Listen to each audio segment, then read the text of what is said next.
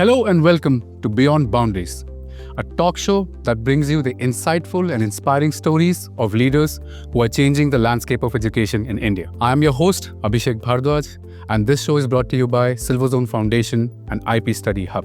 We are honored to host Dr. Deborati Bose, Director of Education at Hermann Schools. With over 35 years in teaching and leadership, she is renowned for her value education, holistic development, and life skills. She is an international speaker who has represented India in various forums such as the World Schools Summit, UAE and Malaysia, and Oxford University, London. Dr. Bose has inspired educators and learners worldwide. She was also honored with the award Transformative Leadership Award and the most inspiring principle. She is dedicated to fostering innovation, emotional intelligence, and resilience in education. Ma'am, it's a privilege to have you here.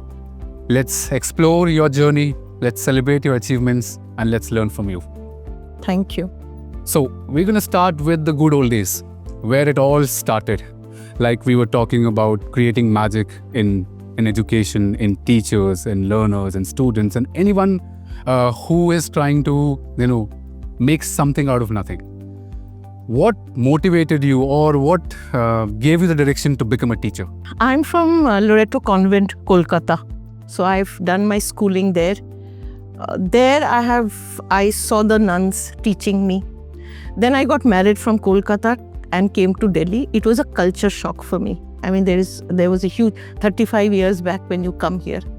And coming from Kolkata and coming to Delhi, once you see the difference in culture, you understand where the difference is. And then I realized that I'm not going to sit at home and become a housewife.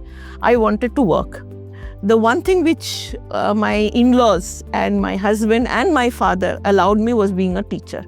So I started my journey as a teacher because I needed to work, not because it was only, I wanted to be a teacher. So when I became a teacher, I started teaching class 2, how difficult it was. And at that time, I just got married.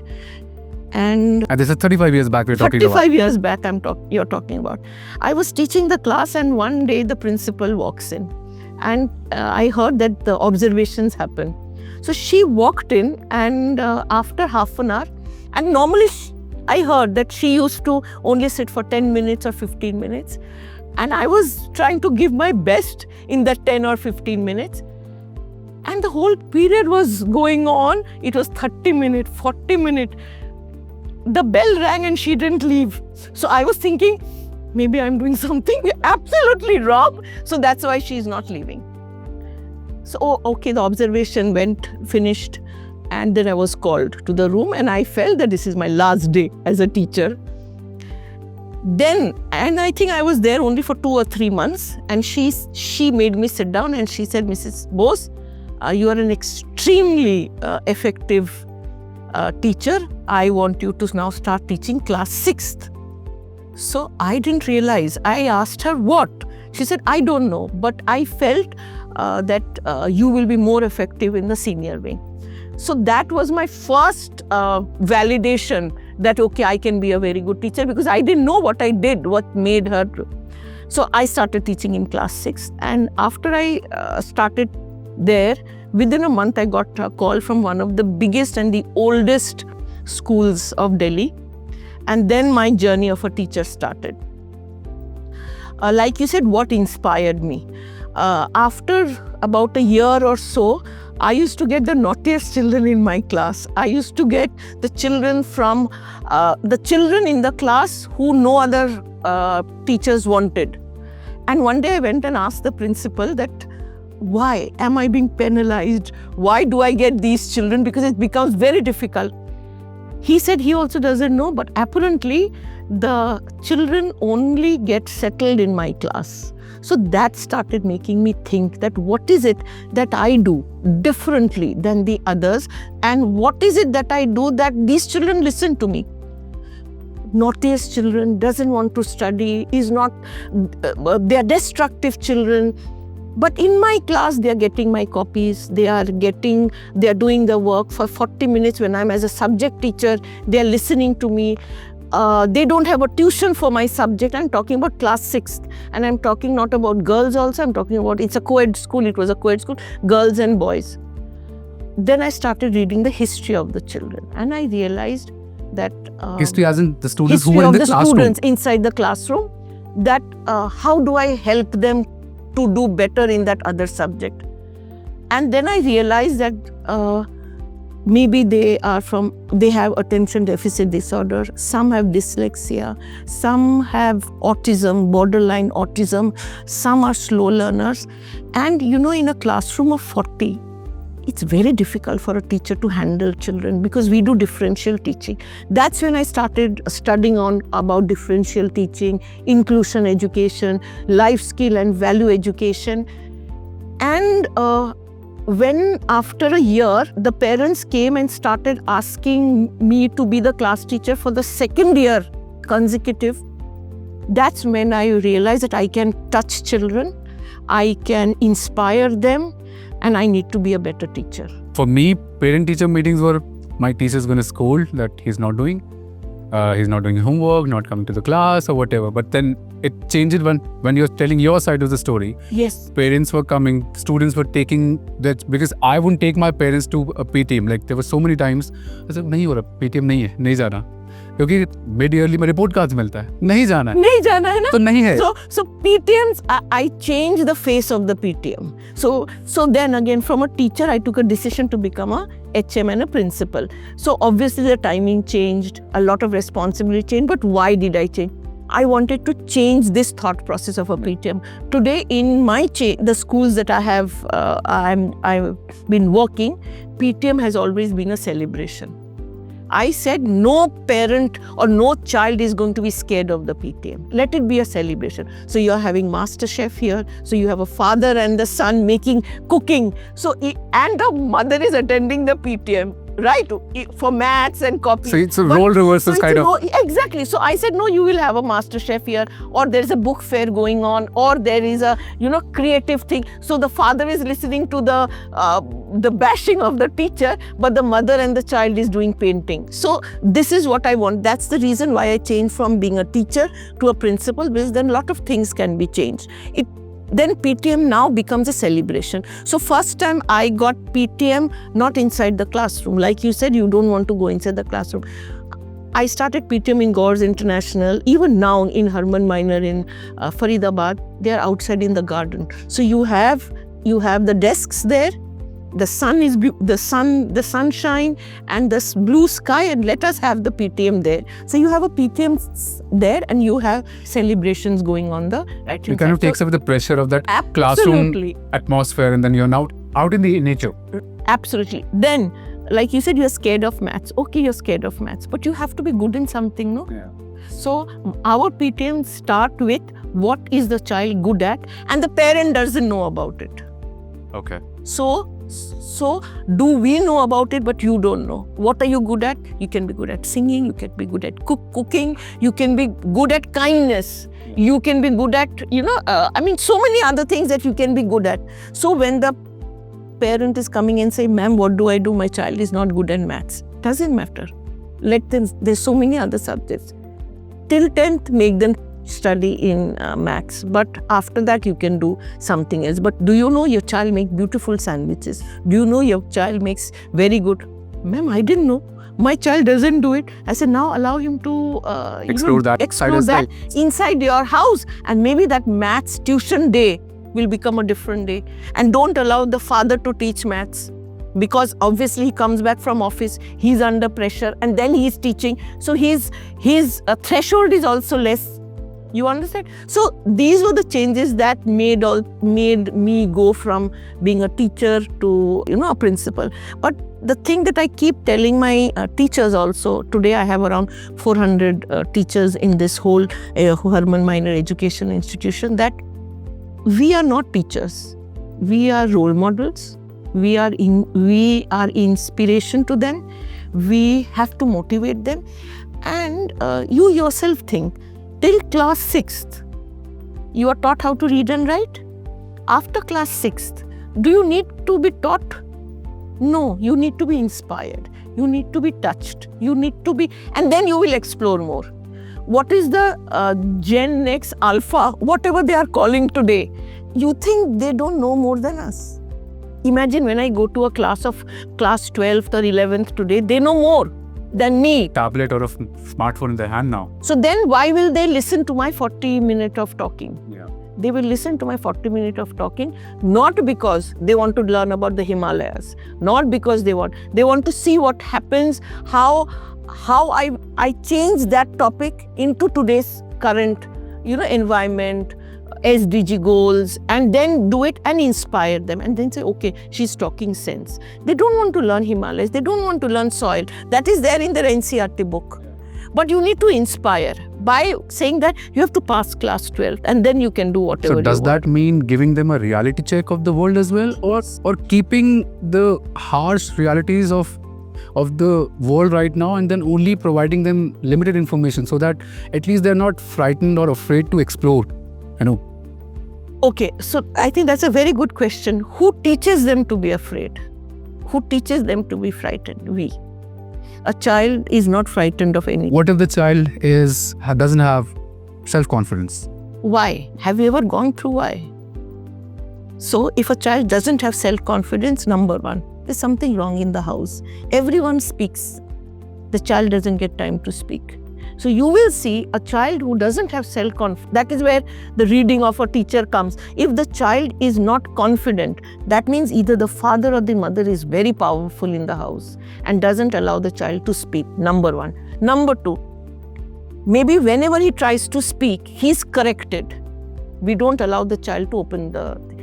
You understand? So there are series of reasons why slowly the child doesn't become confident.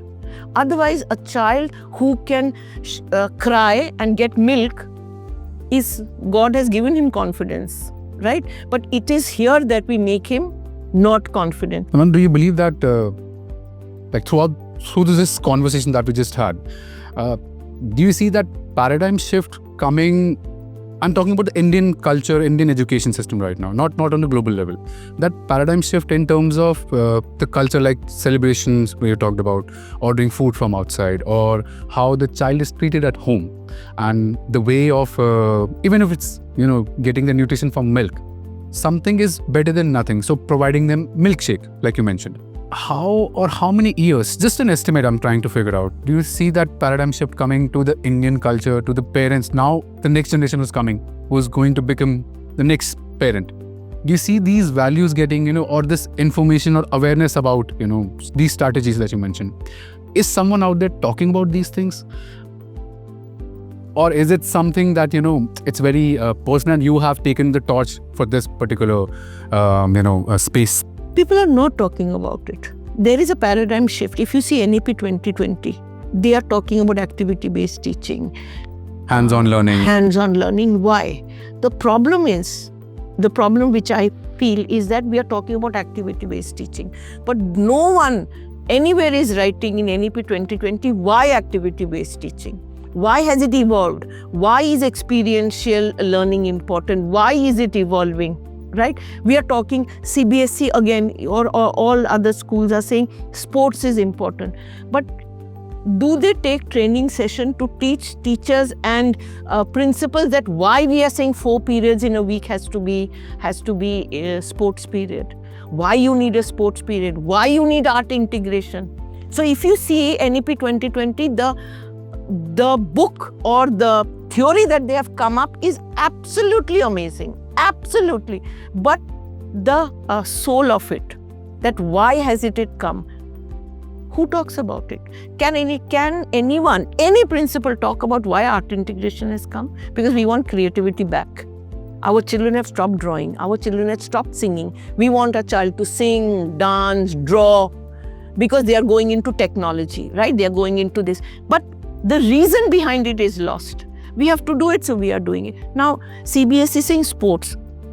Go to any school. You see in 11, 12, we will not have a sports period. Why? We are again falling under marks. We want marks. So the reason behind it, I think as dialogues. Nowadays, the new thing which has come is that a lot of principals and leaders are going for these dialogues. And the shift is coming in the sense that at least people have started talking about it, that we need to, mass level. but not on a mass level. What about, it is only maybe the top layer schools who are talking about it. What in the ground level are we talking about it? We are talking about to all schools. We are still focused on marks. But IIT has changed. Yeah. Right? But we are still talking about how much percentage. Now, you talk to a parent whose child is into sports. They will say sports and academics हो नहीं सकता.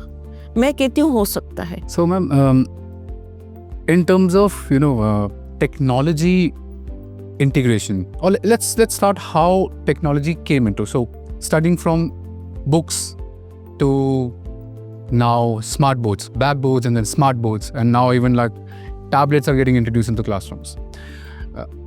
Do you think this is something that educators or school staff or educator leaders like yourself has to have that in their education arena or in their institutions, or is it something that is eventually going to be obsolete after 5 years or 10 years down the line?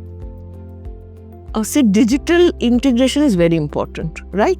It is very important. Now you have to understand how much it is important. So as a leader, we need to understand. Now in a classroom, you have to teach also, no? It's a 40-minute classroom. My question is, how much can you show digital? 10 minutes? 15 minutes? You have to have an interaction. You can't just open it and make it into a TV, right? So now you have to understand what is the purpose of the digital classroom. The purpose is someone maybe sitting in the mountains, don't know about cactus, right? So you're going to show what a cactus is in a desert. So they can visualize, right? Someone sitting in India needs to know about Cossack dance in Russia. Or someone sitting here wants to hear Steve Jobs talking, right? So what is the purpose of the digital classroom? I think we have forgotten the purpose. We have used it as an admission criteria that all classrooms are digital. All our classrooms are also digital. But in our lesson plan, there is only a 10-minute slot for digital. Only a 10-minute. What I cannot take them somewhere else to understand can only be shown. Like volcanoes. A child will never go and see a volcano, but a 3D volcano can be shown in a digital classroom, right? That is very important. So we need to understand that you don't need all classrooms to be digital also. If you have the money and all that, it's very easy. But why can't we rotate classroom? Why can't we have 10 classrooms with digital? And when you want the classroom, when you want to show that, you use that as a digital classroom. My question is, who made AI? We made AI, no? Today AI हमारे ऊपर हावी हो गया. क्यों? उसके पीछे brain किसका है? मेरा ही है ना, हमारा ही है ना, तो हमने उसे हावी होने क्यों दिया? Why? So because हमने कुछ चीजें बना लिया. Once you made it, but we need to understand where should we stop it? We need to understand where should we stop it. Chat GPT है, perfect है, but आजकल नया एक करियर बन गया ना, prompter. Prompt engineering. Imagine, we have created Chat GPT. Now we are creating prompt engineering, right? So that is where I sometimes really laugh at it, that in our times, we did not have tablets. We did not have so many technology. So you don't need so much of technology. You don't need so much of technology because we put so much of technology in our classrooms because we want to make our life easy. That's it. But what about the remote places where they don't have money? Are they not learning? They are learning. So, and after 5 years, everything is becoming obsolete. So whatever you buy today, after 5 years, depreciation cost is zero, right? So financial burden. So we don't have tablets. If I have a digital classroom, no tablets are being used. Whatever you can do it in the tablet can be done in the thing. So you have to use your resources well. But it is very important because without that, you cannot survive. Digital integration is very important for today's generation. See, you are wanting to make a thing, you are using Canva, you are using Adobe or something, but you're just using them to help you, not using them totally. right? So I think that is something where we need to also tell our children that, or teach them that how much is too much and how much is too less. So I think it is a balance. Find the balance. You have to find a balance, and I think that balance only the schools can teach. That balance only the teachers can teach. But then we also need to understand that how much, unless I know what ChatGPT can do or what AI can do. Okay, AI is very good. Now AI is coming into all assessments. AI comes up with it. So I feel all this is all right. But can they ever change or take the role of a teacher? No. They cannot motivate. They cannot inspire you. They cannot find out, like I said, 40 different children inside the classroom. They cannot be individual. So that thing, I think, has to be taught to the children. And that ChatGPT, AI and all these things are the Xerox copy of your brain. So, ma'am, as an educator, what do you feel? I'm trying to get your personal opinion on this.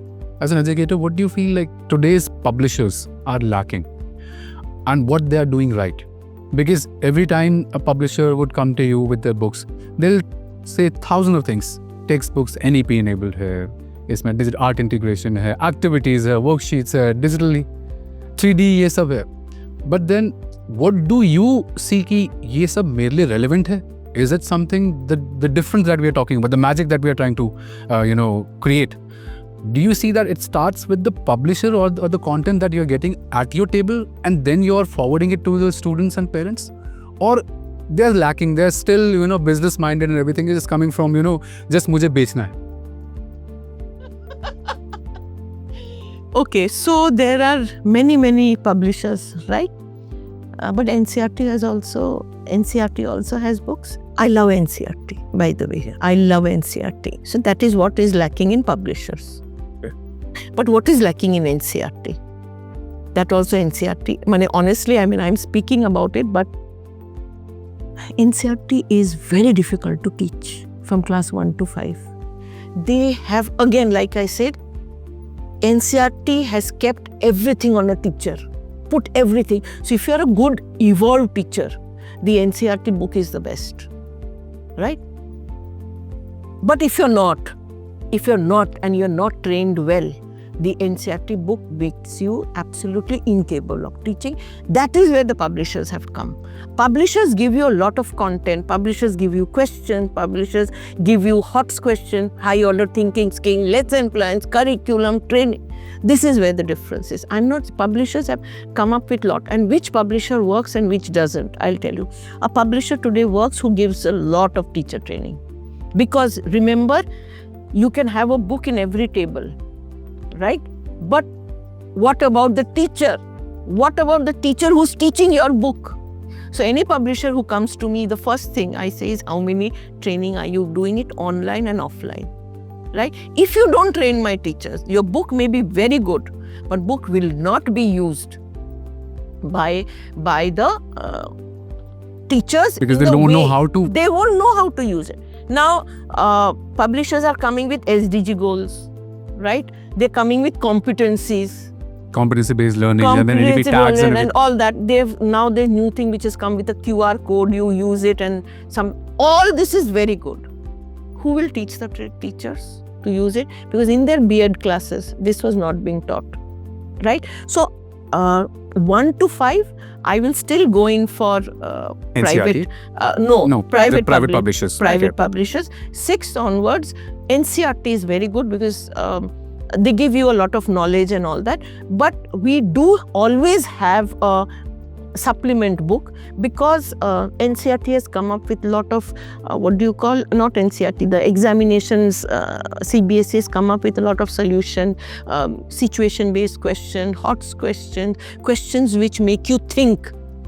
So publishers again are giving us those questions so the teachers don't have to think. So sometimes this is also very important for us. You see, as a principal, I have to, or as a director, I have to also see how much can a principal do it on her own. So she gets a little bit of extra help from these publishers. So it's not something doing right or wrong. It is everything. Again, finding balance. Yeah, it's finding a balance between this. Say, for example, I feel we do not have a grammar book in your NCERT. But grammar is very important. I learned grammar from Ren and Martin, right? It was this red-colored book. Red-colored I also learned fat book from Ren and Martin. Why do children make mistakes today grammatically? We don't make mistakes. Even when we are speaking, we don't make mistakes. That's when I started thinking, is that even you go back to Calcutta today, in West Bengal board, we have English literature and English language. ICSE board has English literature and English language. Language is grammar, right? But here, that's what I saw in North, you only have one. And in the literature, you have a little bit of small portion of grammar. You can't teach adverb like that. You can't teach preposition. You can't teach all types of adjectives like that. So we need a grammar book. So that is what I'm talking about, a balance. You have a course book and you have a grammar book. Maybe then is what you can, and it's not only for English, it can be for Hindi, it can be for French or something.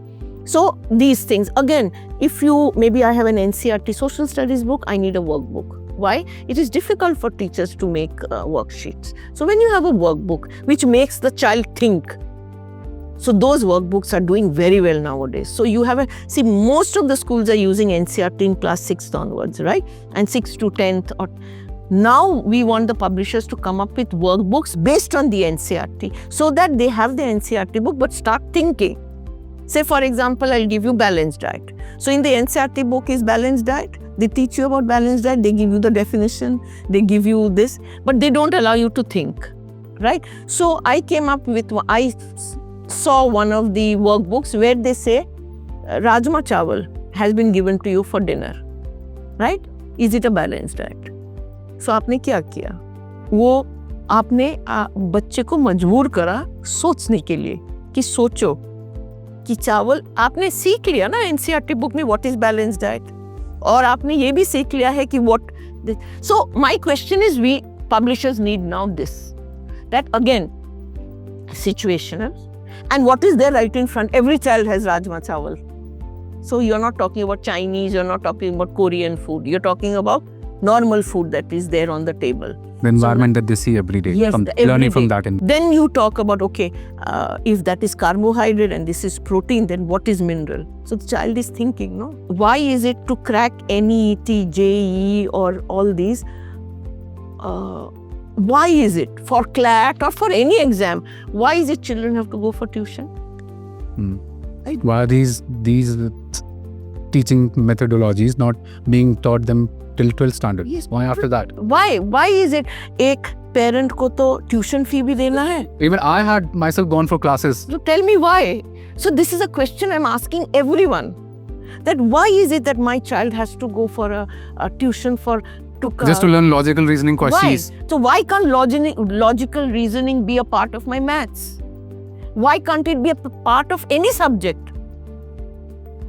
Understand? But now very few publishers have come up with this logical reasoning and this. If you could change just one thing about the education system that we have, just one thing, what would that be? I can see that there are a lot of things coming to your mind. Then I would change, I will make academics 50% and life skill and co-curricular 50%. In the board exams, like the credit system has come and something, and I want it now. Then only will my country change, my country evolve. Life skill is today, academics has taken 98%. 1% is life skill and 1% is co-curricular. I want 50-50%. If you give importance to academics, please give importance to Olympiad, dance, music, sports, and please give importance to life skill, kindness, empathy, discipline, and inculcate. Have award systems in that, have examinations in that. If you have given 5 periods to science, please give 4 periods to sports. Please give 4 periods to a counselor to develop emotional intelligence among children. If you have an award system where you are giving it to the child who has got 100 out of 100, please give an award to a child who has shown kindness and who has gone out of the way to help someone, help others, or who respects the staff, respects you, or respects the country. So this is something I really, really want to, if I was there to change, I would be wanting to change that. So this brings us to the conclusion of our show. We had a lot of inspiration, a lot of wisdom from Dr. Bose, from her journey, from her values that she wants to inculcate in her leaders and the learners throughout the world. We talked about her journey. We saw the milestone that she has achieved, the roadblocks that she had gone through, and still kept on going with the hope that one day, and she has seen that in her journey right now, that one day I will impact someone's life. And it's not just one life, it's thousands of lives and other leaders. Ma'am, it was a pleasure to have you here with us. I have learned a lot from you, your journey, your experiences, the stories that you have shared, the outlook, your vision about Indian education system, about parenting, about inclusive classroom, about art integration. It was truly inspiring to me, and I hope our learners would also enjoy it. Thank you so much for that. Thank you so much. Your questions were also thought-provoking, and you made me come up with such examples which I had forgotten. So it was also revisiting my work life for 35 years, my journey. Thank you so much, and it was very nice interacting with you. Thank you.